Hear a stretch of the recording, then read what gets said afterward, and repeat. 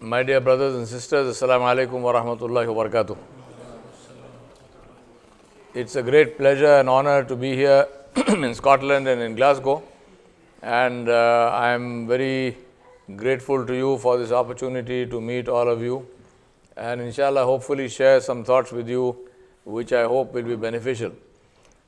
The way the presentation is organized is I will speak to you broadly about what I see as the key issues to address with respect to education in this 21st century, and these issues are common whether we are looking at Islamic education or we are looking at, for want of a better word, secular education, or for what should ideally be the case, which is integrated education of the two. So these issues are common. How many of you have seen, there's this wonderful drama play called The Mousetrap, which is the longest running play in the history of drama as far as I know. How many of you have seen The Mousetrap? Anybody? No, you've seen it. Okay. Those of you who haven't seen it should see it. It's a wonderful play.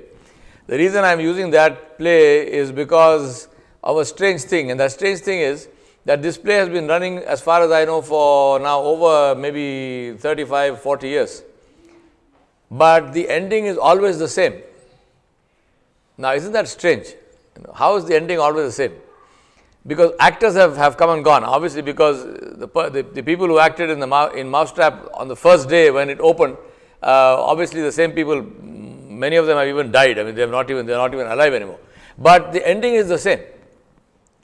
Now, does it sound like it's a strange thing? Is my comment strange, or does it make sense? But that's exactly our situation. Our situation as people is that we want to have different endings while doing the same things. And that's not possible. So if you want a play to have a different ending, then you have to change the script, not the actors.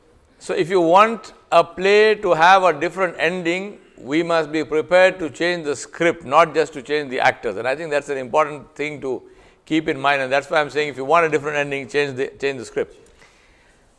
Now, as I said, I'm relating this both to, for want of a better word, I don't like the word secular education because I don't think there's anything called secular education. All ilm and all knowledge is from Allah subhanahu wa ta'ala jalla jalaluhu, whether it's physics or chemistry or whether it is hadith or Quran, is all from Allah subhanahu wa ta'ala.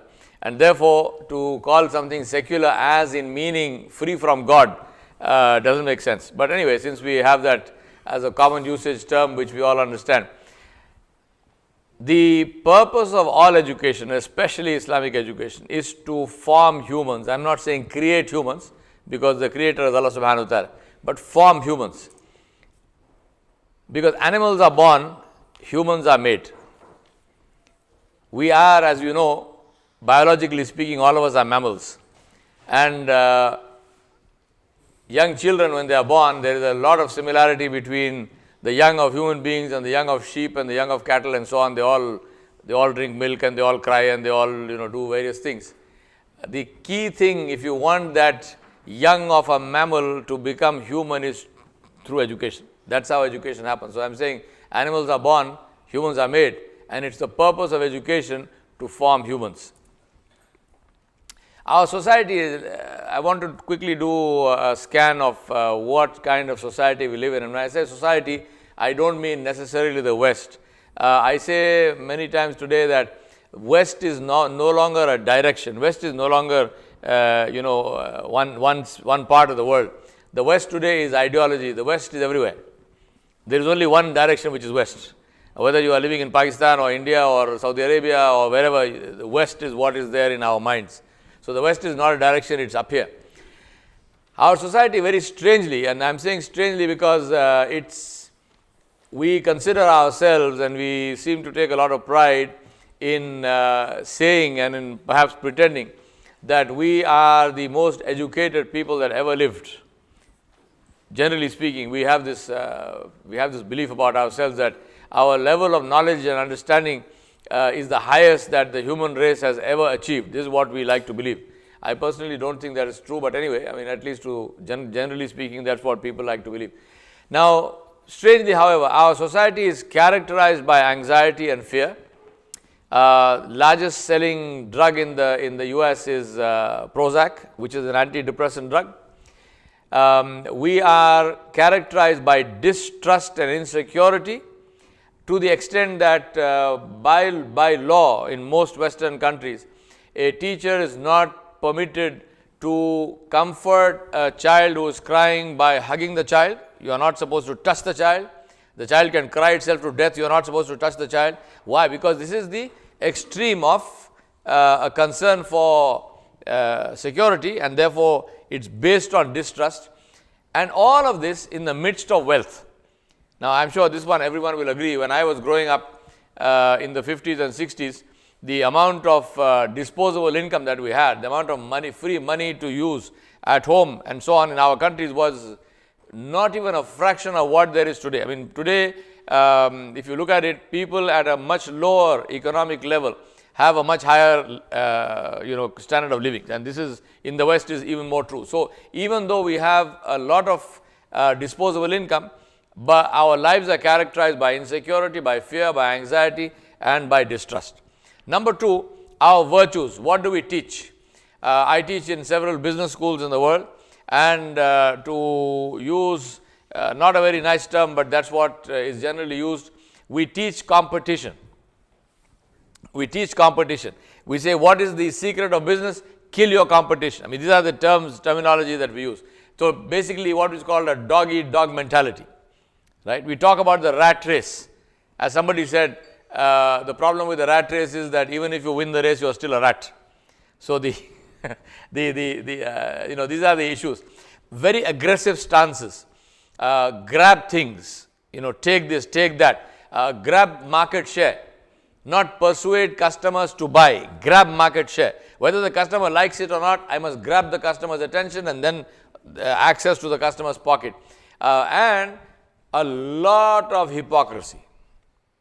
A lot of we don't like to use the term, but that's our society is characterized by a lot of hypocrisy. Our society is based on consumerism. And what is consumerism? Consumerism is to take something which is a want and convert it into a need. I'm sure many of you have this issue, and you must have heard this, especially from the younger ones. And you say, Daddy, I need a PlayStation. Excuse me, nobody needs a PlayStation. You might want a PlayStation, which is bad enough, but you can't say you need a PlayStation. Nobody needs a PlayStation. But that's the whole thing, convert want into need. And people are very, very clear. I still remember several years ago, I was in South Africa, and I read a headline in a marketing business newspaper, and guess what the headline said? The headline said, miss a beat and you lose a generation. Miss a beat and you lose a generation. Now, do you think they were talking about lose a generation spiritually or morally? This is a business newspaper. They are talking about lose a generation materially. They know that these little ones there, who are 8 years old, 5 years old, 6 years old, 2 years and 3 years old, have more buying power than you have. Because they can actually compel you to buy things that you would not have bought otherwise. So, the whole focus of marketing, very strangely, and of marketing of everything from cigarettes downwards. I mean, think about that. Their marketing from cigarettes downwards is focused at the youngest children that we have. So, our society is based on hypocrisy. We take wants and convert them into needs. Our success in life is measured by buying things we do not need, to show people we don't like, and pay for that for the rest of our lives and leave them behind when we die. This is my definition of our modern society. We buy things we don't need to show people we don't like, and pay for that for the rest of our lives, and then we leave that behind when we die. I mean, this is a strange kind of world we live in, but that's the world that we have created. Our blind spots, on the other hand, are mutual responsibility, compassion, and accountability. Very, very seldom do you find these things in our society. Just yesterday, somebody sent me an email which had pictures. The heading of the email was, "What has our world come to?" And it had pictures of parking lots of car manufacturers in the US and the UK. Thousands of cars, literally thousands of cars, all parked, nobody buying them. And when they asked them why are all these new cars parked, they said because people nowadays prefer to buy second-hand used cars. They don't want to buy new cars, so the sale of new cars has gone down. So you have got new cars which are sitting in the parking lots and rotting literally. Now, that is our society. So this friend of mine said, what is the solution? So I said, what you are seeing is the result of capitalism, but we know that communism and socialism is not the answer to capitalism. So he said, what is the answer? I said, responsibilism. So I coined that term, and I suggest that you start using that term, responsibilism, living responsibly. Very interesting. As we know, a couple of years back when we had the financial crisis in the West, what triggered it was the housing loan crisis, what is called the subprime crisis. Now, the subprime crisis, as a consequence of that, many people in the United States, they lost their homes, literally on the street. So, living in caravan parks and living on the street. But interesting survey that was done, that survey said that the number of empty houses in the United States is enough to give each homeless person 3 houses, not 1, 3 houses. Can you imagine? I mean, that number of empty houses are there, but people are not permitted to live in them because the bank owns the house, and you, since you didn't pay the bank, you have to live on the street. The empty house is allowed to be there and fall apart, but it will not be occupied by people, and people are living on the street. This is our world. Compassion, 0. Accountability, 0, or at least we think it is 0. And mutual responsibility does not exist. My submission to you, my brothers and sisters, is that we are very sick. We are an extremely sick society. What is our situation today? Snapshot of today. If I take a photograph of our society today, one is surfeit of information, huge amounts of information. Take Islamic knowledge, for example. There was a time when I was studying, if you wanted to learn Islam, you had to go and join a madrasa.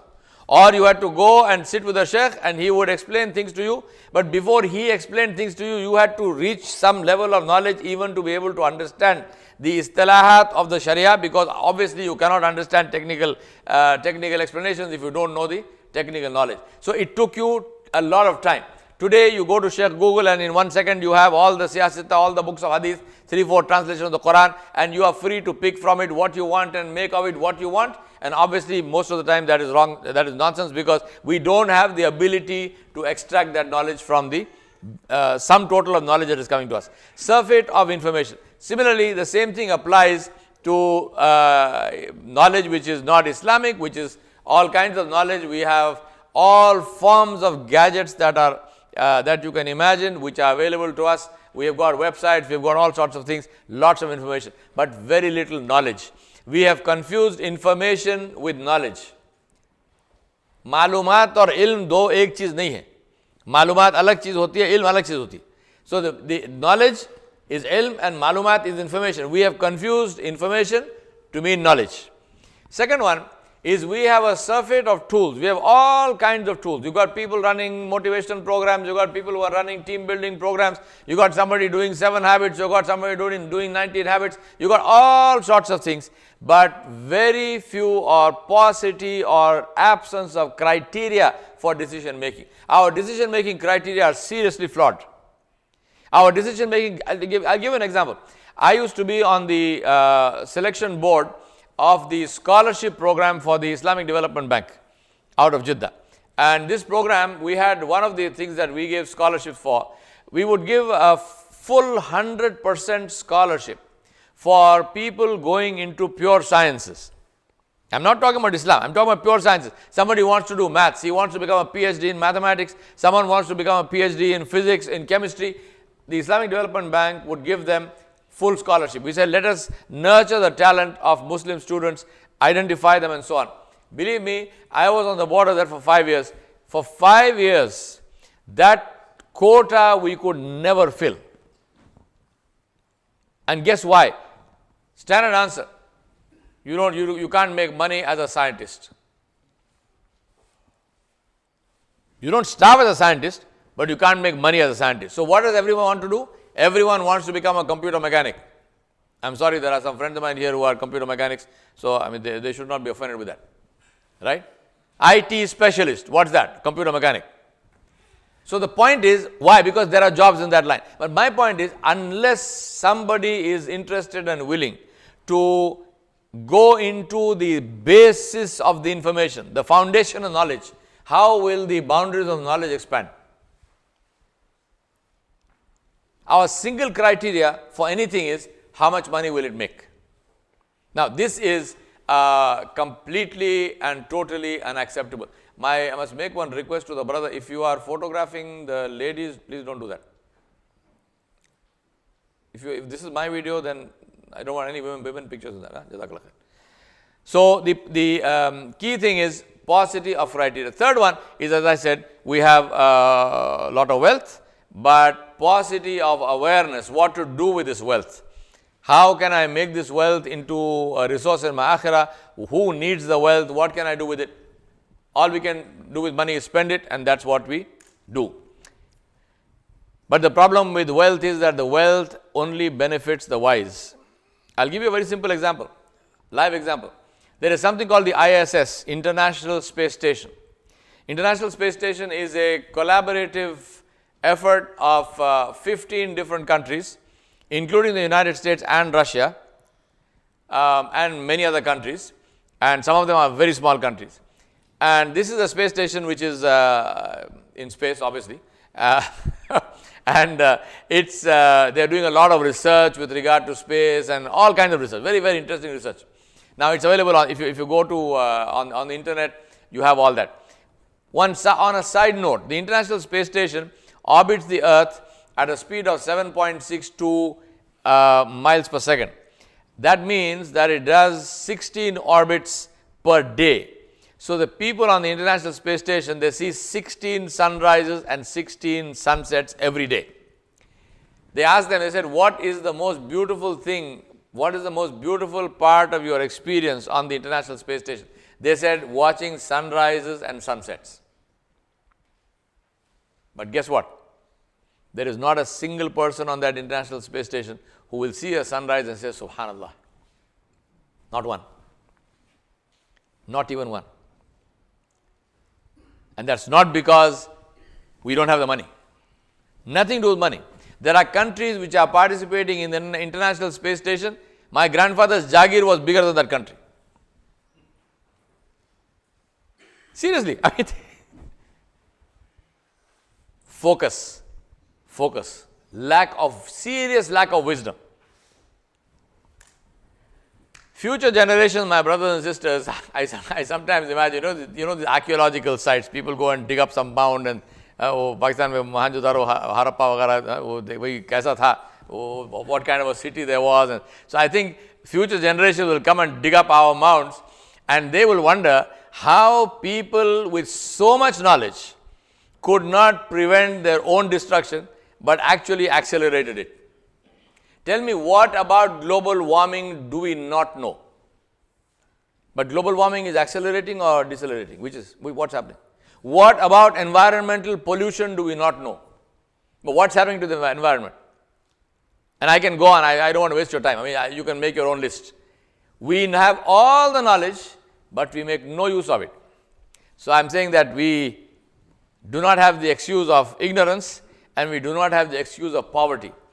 Somebody told me the other day that, we have the arms stockpile of powerful nations is enough to destroy the world 40 times. So I said that's a completely oxymoronic statement, because after you've destroyed it once, how can you destroy it another 39 times? I mean, it makes absolutely no sense, right? But people say, so this is our world. So I'm saying when people dig up this world, they're going to wonder how is it that people had so much of knowledge, but they could not even prevent their own destruction.